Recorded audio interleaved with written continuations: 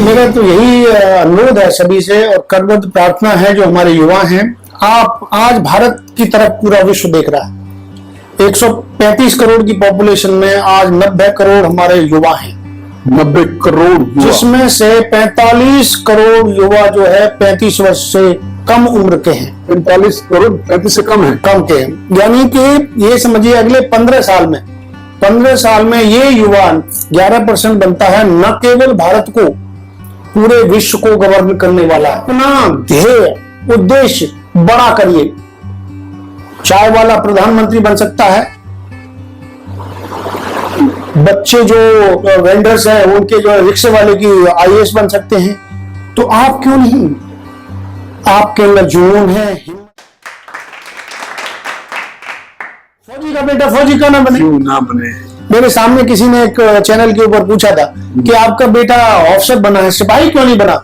मैंने कहा कि सिपाही से लेकर के chief of the army staff तक सैनिक है, सिपाही है। क्या बात है, ठीक है। ये जनरल रावत ने भी बोला था। हाँ, ये यानी कहने का तात्पर्य है कि हम सारे सिपाही हैं। ठीक है, रैंक पद जो दिया जाता है काम करने के लिए दिया जाता है, आपकी काबिलियत के ऊपर दिया जाता है, आप उसी तरीके से आप आगे बढ़ते हैं।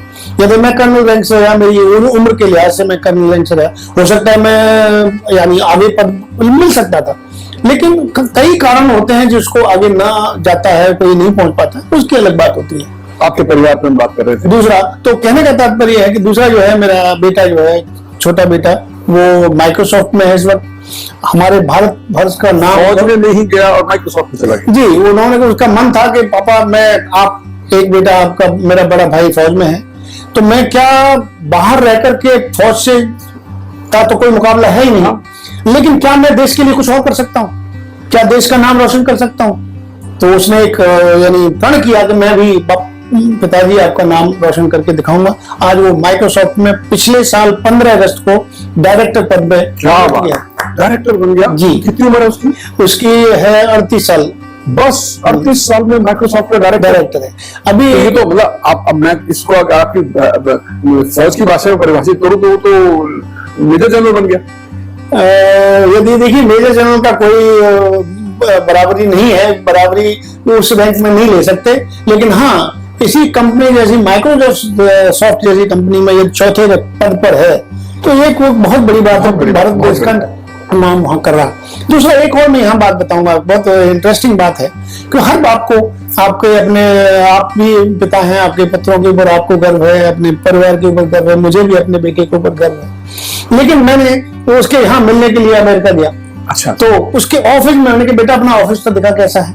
मैं ऑफिस में गया, उसके कंधे, मैंने उसके कंधे पर हाथ रखा और पूछा, बेटा ये बता कि संसार का सबसे बड़ा आदमी कौन है? उसने कहा पापा मैं। तो मुझे एकदम थोड़ा सा सटपटा लगा कि हो सकता है बोला कि मैं उसने बोला कि मैं कि बेटा अच्छा कोई बात। मैं दोबारा पूछ रहा हूँ, सबसे बड़ा संसार का सबसे बड़ा आदमी कौन है? मतलब पापा मैं, फिर बोलो मैं, फिर दोबारा बोल। तो मैंने कहा, मुझे थोड़ा सा लगा कि शायद ये गलत है, पापा आप वाली। फिर वहां से मैं बाहर निकलने लगा, ऑफिस यानी दरवाजे की तरफ पहुंचा। फिर दोबारा मैंने पूछा, बेटा संसार का सबसे बड़ा आदमी कौन है? बोले पापा आप। अरे वाह, एकदम 2 बार बोले। तो उसमें मुझे लगा, मैं बेटा ये बताते ने 2 बार पहले क्यों कहा कि पापा उस वक्त आपका हाथ मेरे कंधे पर था। क्या बात, और क्या बात, आप मेरे साथ में, जिसका बाप का हाथ मेरे बेटे के कंधे पर हो, उसके लिए उससे बड़ा कौन हो सकता है? आप देखिए, मेरे ना उनके खड़े हो गए आपकी बात सुन के। मैं आपका बच्चा इतना काबिल, इतना सामाजिक तौर पे और प्रोफेशनल तौर पे अभ्यस्त है, और उसने इतनी अच्छी बात बोली जो जितने भी हमारे व्यूअर्स हैं, देखने वाले, वो उस बात को समझे कि पिता माता की जगह कोई नहीं ले सकता। बेटे ने बोला, मैं जब पिता का हाथ कंधे पे था कि पिता उसका आशीर्वाद साथ में, तो मैं ही सबसे बड़ा हूं। जैसे पिता ने हाथ हटाया तो पिता आप सबसे बड़े हैं, मैं आपसे बड़ा। क्या बात है, बहुत अच्छा, बहुत अच्छा। और मैं तो इसका सारा क्रेडिट जो है मेरी पत्नी को देना चाहूंगा, क्योंकि उसके बाद में, क्योंकि फौजी तो आप समझते हो कि फील्ड में रहते हैं, पीस में रहते हैं, पढ़ाई लिखाई, उनकी देखभाल करना, उनको ग्रूम करना, उनको सिखलाई देना, अच्छे रास्ते पर लेकर के जाना, थोड़ा बहुत मेरा होगा, लेकिन ज्यादा से ज्यादा जो है वहाँ का है। ये आपका बहुत बड़ा बड़ापन है कि जो आप डायरेक्टली कह रहे हैं that she is the cause, she is the reason and she is the person who has made me and my family successful. Absolutely. अच्छा, ये तो हो गया। अब आप बताइए where you are now, कहाँ हैं आप, क्या है, मतलब क्या करते हैं आप, क्या आपको करने की इस चीज की प्रेरणा किससे मिली या मिलती रहती है एनर्जी, और यहाँ से आप आपका फाइनल एक सोचा होगा कि यहाँ पे लाइन ड्रॉ कर दूंगा, तो वो लाइन ड्रॉ स्टेज कहाँ तक जाने का है? देखिए, मैं थोड़ा इससे पहले जाऊंगा कि तो मैं ये कहना चाहता हूं कि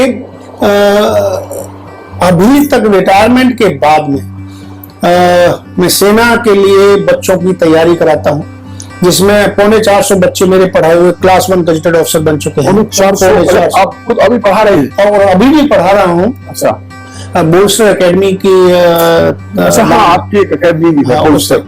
रिटायरमेंट के बाद उससे सेना में रहते हुए मैं पढ़ाता था, और उसके बाद में आज जो है मैं बड़ा हर्ष के साथ में कह सकता हूँ, और सेना के लिए सिपाही अग्निपथ के अंदर ही अग्निवीर बनने वाले हैं। अग्निपथ योजना है, और उसके अंदर जो अग्निवीर बनेंगे वो अग्निपथ की योजना के, और इसमें जो भ्रांतियां फैलाई जा रही हैं उनको भ्रांतियों से दूर रहे। अभी तो सभी थोड़ी शांति हुई। जरूरी बात आपने व्यूअर्स को बतानी है कि इसके अग्निवीर के बारे में तो तरह तरह के प्रोपेगेंडा हो रहे हैं, और बड़े अशोभनीय बातें लिखी जाती हैं, कही जाती हैं, बोली जाती हैं, और बड़े प्लेटफॉर्म्स पे बोली जाती हैं। इससे बहुत सारे यंगस्टर्स क्या बोलते हैं, मिसगाइड हो गए। मेरा अपना रियल भांजा वो अभी एग्जाम देकर अग्निवीर का जयपुर में। हाँ प्लीज। मैं कहूंगा अग्निपथ योजना बहुत बढ़िया योजना है, जो 14 जून को रिलीज हुई। उसके ये बहुत काफी समय से चल रहा था, क्योंकि आप देखिए कि हम युवा अपनी आर्मी को या डिफेंस को चाहते हैं।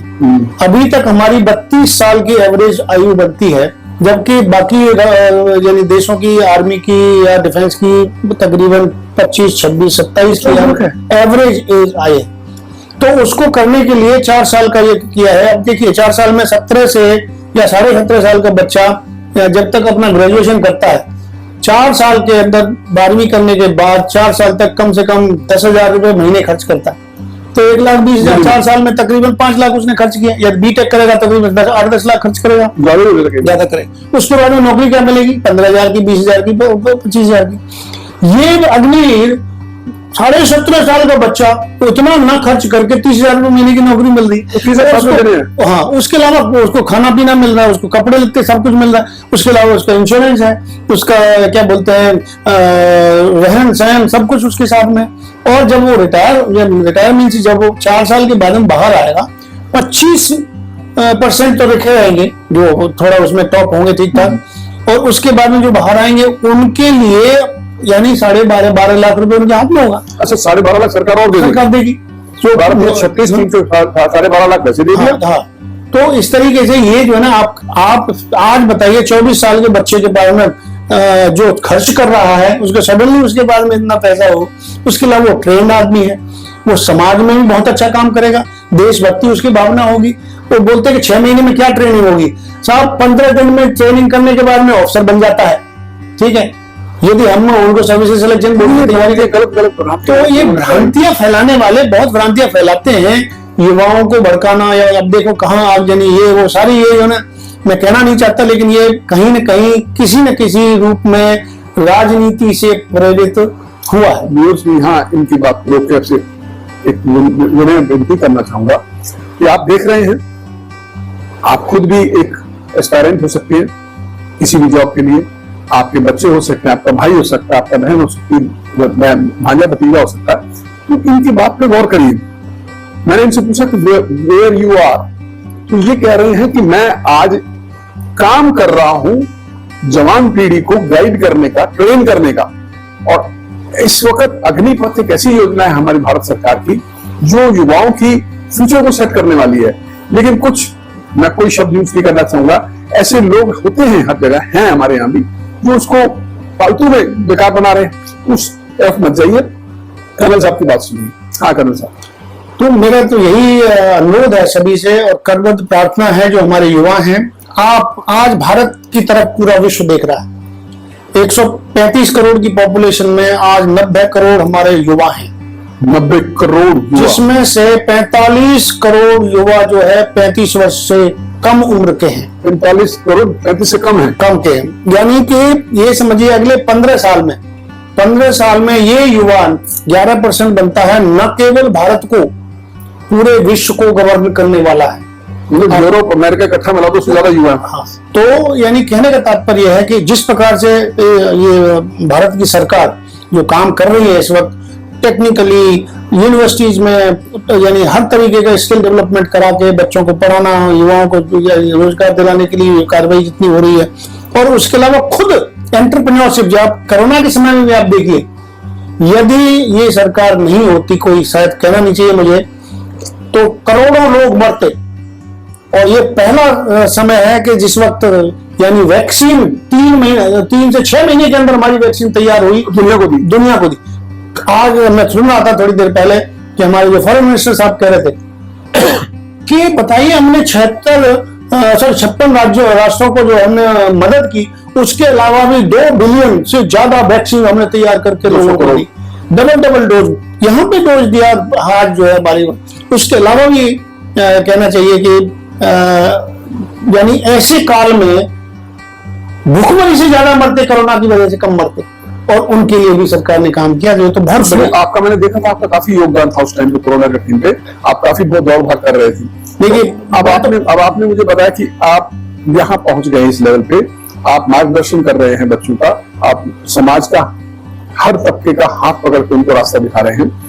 तो अब मेरा लास्ट क्वेश्चन है, टाइम आपने 15 मिनट का दिया मुझे, लास्ट क्वेश्चन है कि where you want to go and draw the line, इसके बाद बस। देखिए, मैं तो यही कहूंगा सारे युवाओं को कि किसी भी उससे भ्रमित ना हो। हमारे बुजुर्ग जो है अपने पोता पोती को